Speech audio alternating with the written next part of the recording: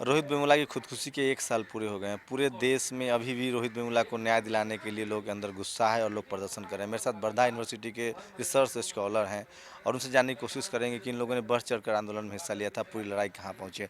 रोहित वेमुला की खुदकुशी के 1 साल हो गए हैं, जिसको आप लोग संस्थानिक हत्या कहते हैं। अभी भी न्याय का इंतजार है। आप लोग इस पूरी लड़ाई को किस तरह से देख रहे हैं और कैसे आगे बढ़ाएंगे? सबसे पहले मैं बताना चाहता हूं कि रोहित वेमुला को लेकर के जिस तरीके से संस्थानिक हत्या हुई है, पूरे देश में छात्रों की तरफ से तमाम सारी यूनिवर्सिटियों में यहाँ धरना प्रदर्शन से लेकर के बड़े पैमाने पर मूवमेंट हुआ, पूरी दुनिया में इसको देखा गया। लेकिन यहाँ की जो गवर्नमेंट है, बीजेपी सरकार है, उसने जो कुलपति हैं एचसीयू के, उनको बर्खास्त तक नहीं किया है और उनको अभी सम्मानित करके मतलब ये दिखाने का कोशिश किया है कि अगर ओबीसी एससी एसटी के जो भी छात्र हैं, अगर वो हक और अधिकार के लिए संघर्ष करते हैं, देश की आज़ादी को 70 साल हो चुके हैं, ऐसे में ये देखने को मिल रहा है कि अभी भी इस क्लास के छात्रों नौजवानों को पढ़ने से रोकने की पूरी तरीके से एक साजिश चल रही है। लेकिन अभी 17 जनवरी को रोहित जो हम लोगों का साथी था, उसकी शहादत दिवस है, उस पर पूरे देश में अभी अभी बात हो रही थी वर्धा से ही कि उस पर क्या कार्यक्रम करना है। तो हम लोगों ने कहा कि वहाँ पर अम्बेडकर स्टूडेंट फोरम के माध्यम से हम लोग इस मूवमेंट को वहाँ चलाए। जगह जगह तमाम सारे अम्बेडकरी संगठन हैं जो संविधान में विश्वास करते हैं, जो वो ये मानते हैं कि आज सभी को संविधान के अकॉर्डिंग पढ़ने लिखने का अधिकार है, चाहे वो किसी भी वर्ग के हो। आप लोग की प्रमुख मांग थी रोहित एक्ट को लेकर। क्या लग रहा है कि सरकार किसी भी कीमत पर रोहित एक्ट बनाएगी?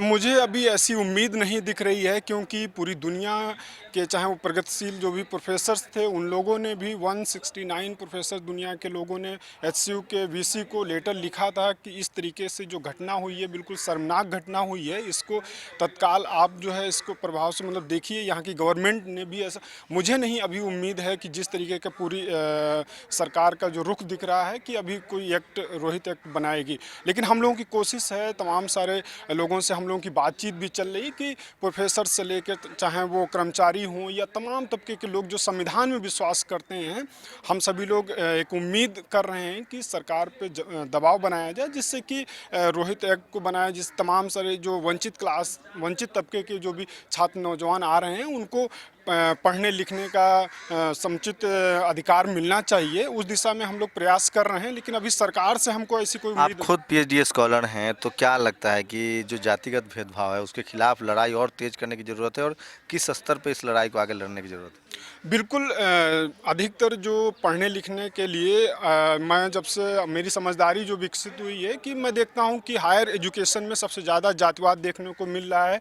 चाहे वो रिटन का अगर एग्ज़ाम हो, यहाँ तक कि इंटरव्यू, अभी जेएनयू में हम लोगों ने देखा है कि हमारे साथियों को जिस तरीके से वहाँ कैंपस से बेदखल किया गया, या अन्य जगह की जो घटनाएँ हैं, ये देखने को मिल रही हैं। क्या लगता है ये जो जो केंद्र में नई सरकार आई है, चाहे जो बीजेपी शासित राज्य हैं, आप लोग का आरोप रहता है, क्या वहाँ सचमुच में दलित एट्रोसिटी के मामले ज़्यादा हो रहे हैं?